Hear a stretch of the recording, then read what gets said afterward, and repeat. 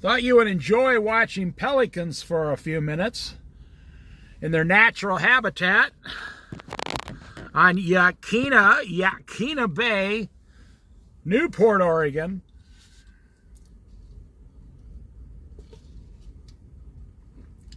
West of the bridge,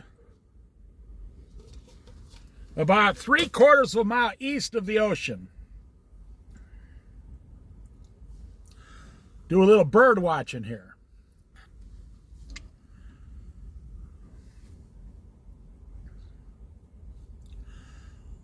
I find pelicans fascinating. When you see them out in the ocean feeding, I mean, they'll feed in the rivers anywhere. They'll feed anywhere there's fish. I mean, down in San Francisco, they just walk straight up to you on the dock and wait for you to feed them. They even sell fish down there. I've never been to San Francisco, but I've seen videos about it.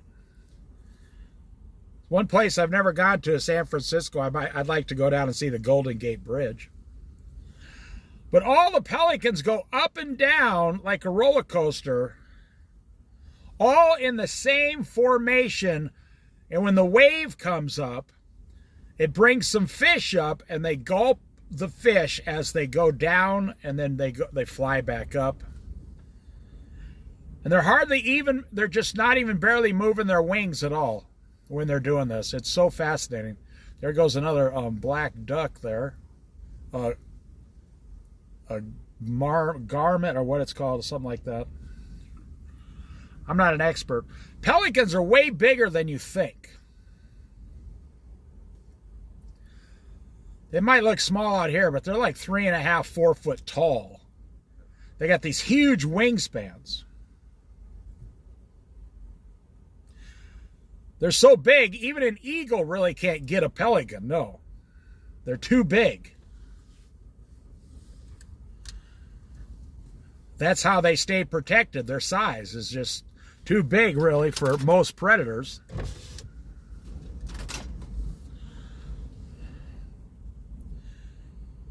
I mean, a pelican is really even too big for a coyote, because the coyote would have to catch the pelican, kill the pelican, and then drag it 2 miles back to its den. It's just too much, too big.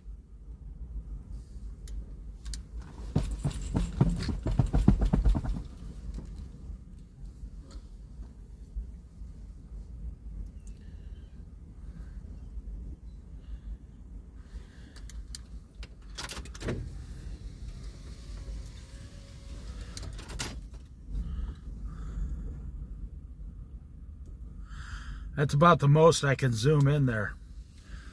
I was hoping to see a couple of them flying, but it's 60 degrees here right now at 3 o'clock in the afternoon.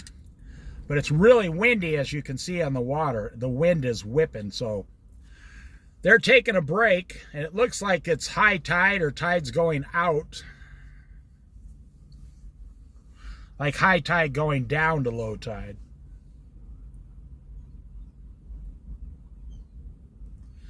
Yeah, it's really windy out here.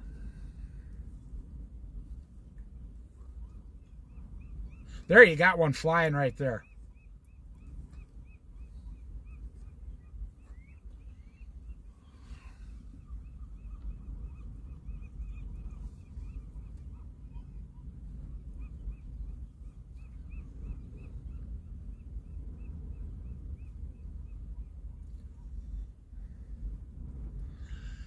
You see how God designed these, wildlife. Wildlife spins, whether people realize this or not. This is an advantage wildlife has over mankind, man and woman. Wildlife spends about 1/3 of its day sleeping at night, 1/3 of its day finding food, and 1/3 of its day sitting around resting in a safe place. That's what wildlife does. That's what man used to do. But now he doesn't do it anymore. He has to work way too hard just to make, pay all his debt that he's accumulated. But wildlife, like these pelicans, they spend like a third of their life sleeping at night. All animals sleep, just like humans. Then they spend a third of their life looking for food. And then they spend a third of their life resting. They're not asleep, they're just all together relaxing, resting. That's how God created all the animals in the book of Genesis.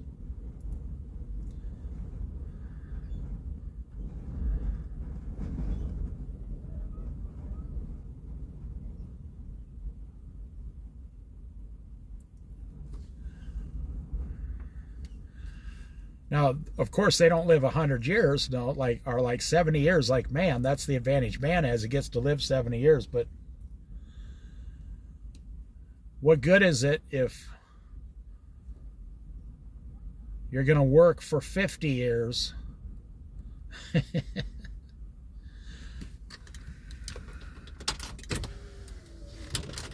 Now, believe this or not, God created man the same way.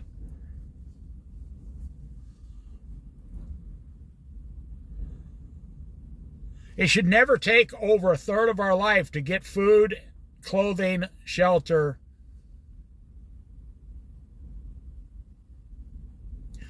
And then we should be relaxing a third of our life and praising God, and then sleeping a third of our life. Like the animals. That's the example I come from, right out of the Bible. But we don't do it. Ecclesiastes says greed. I want more than you got, and you want more than I got, so we're never going to help each other.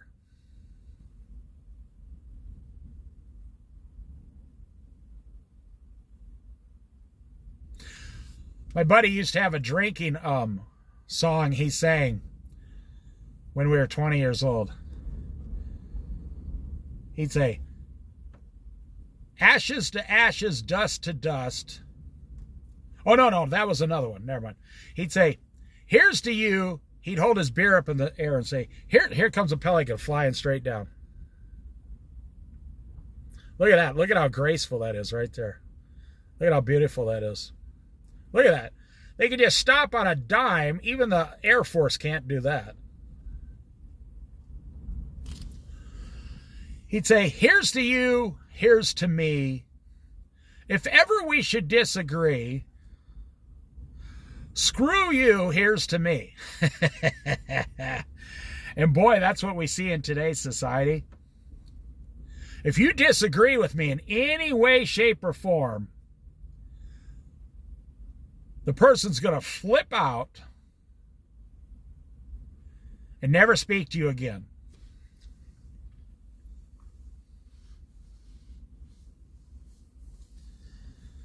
I was listening to a radio station. It was supposed to be a variety station. And the DJ, male and female, were supposed to be talking about all this positive stuff in life, you know, because it's a radio station. They're trying to get you to listen. What were they talking about? They had a segment. They were saying, do you notice lately that how weird everybody's acting? They're not supposed to be talking about stuff like that. That's not popular for advertisers, but it's everywhere now. They say, do you notice how weird everyone is acting for some reason? Well, it's in the Bible, you know. It's in the Bible. You're not supposed to own a TV. You're not supposed to have any debt, no house debt, no car debt, no credit card debt. You're supposed to have a savings account, involved with the church, but first your family, involved with training your family up in the Bible, the Word of God, the Lord. Every night, you and your family are supposed to sit around the dinner table after cooking your food for 45 minutes, a nice hot cooked meal with your family, and asking how the day went and having fun, and starting with giving thanks and praise to God for what He's provided for you. Somehow, I believe these pelicans and wildlife, they give more thanks and praise in their own way. I don't know how God hears them, but I think they are more thankful than most humans today.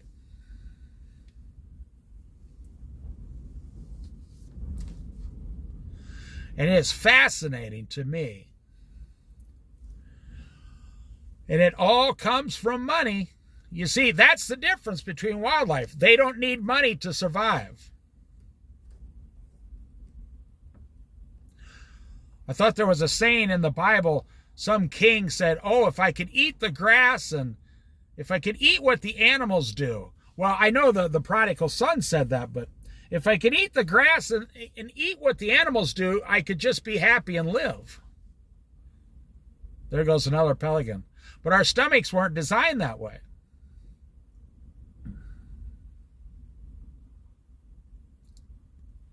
It's fun to watch them fly, and then they won't do it now. It's too windy. Plus, I think the fish, when it's real windy like this, the fish go down a little further so they can't get to them anyway. I think the crashing waves on the top of the water scare the fish. So if you want to catch fish in conditions like this, you need to have a sinker go to the bottom and catch your fish down there.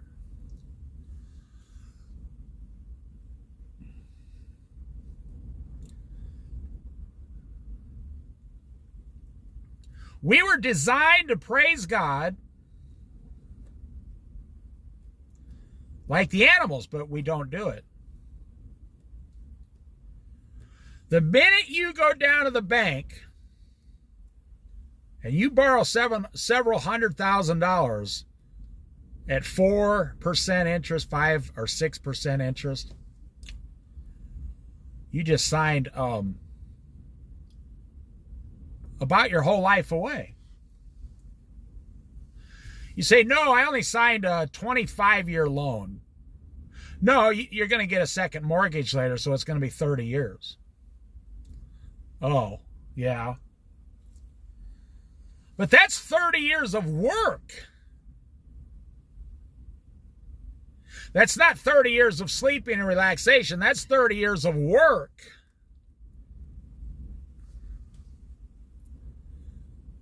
And then you buy a big screen TV because you're so poor you can't leave the house now and go anywhere and do anything. So you now buy a big screen TV and try to entertain yourself in your living room while making those 30 years of payments on your house.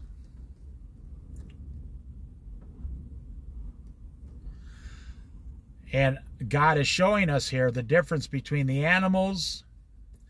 You see, we went through this in the book of Ecclesiastes. The animals and the man has the same fate in the end. Both die. What advantage does man have over the animals? What advantage does man have over the animals, says the book of Ecclesiastes that we're studying right now in the playlist on the back of this channel.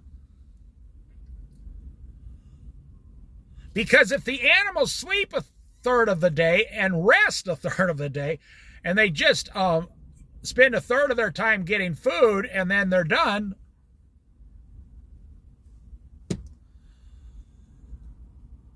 the book of Ecclesiastes asks the question, how is mankind better off than the animals? Now, in today's society, that really comes to light, that question. In 2024, with inflation and high interest, how is mankind better than an animal or a bird? Only that you live 70 to 80 years, the animal only lives 7 to 8 years, 7 or 8 years, something like that. Some only live 2 years, 3 years, whatever. But what advantage? I mean, the animals are not suffering for 80 years.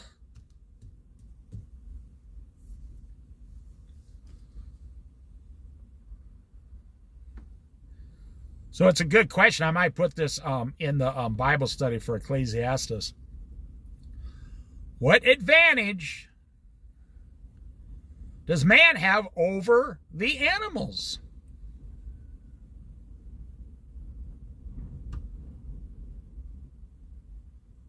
There goes one. Oh, you couldn't see it. Beautiful.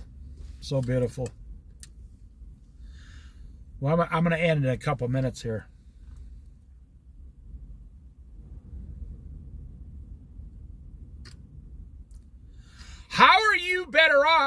than your dog.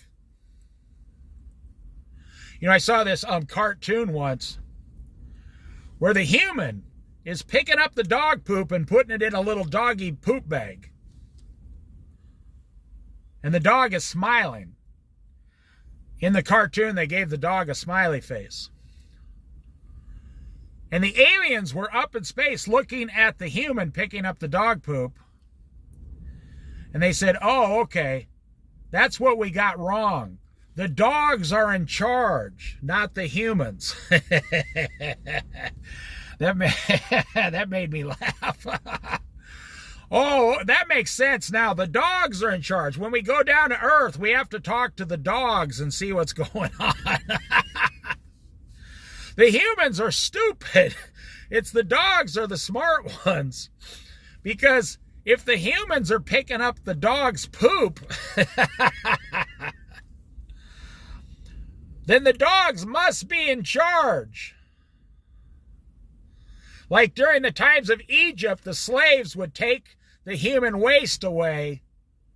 Well, the wealthy royalty family, you know, they didn't deal with that. They had slaves for that during the Egyptian times. So the aliens are up there in a little tiny round spaceship looking down at a human picking up the dog poop, saying, oh, the dogs must be in charge. Oh, that's a perfect ending. What advantage does man have over the animal, asks the book of Ecclesiastes. So if you have a dog and you got to 4 times a day pick up dog poop and put it in a little bag with that little with that plastic glove on. Oh, there goes one, landed in the water. Then the dogs must be in charge, man.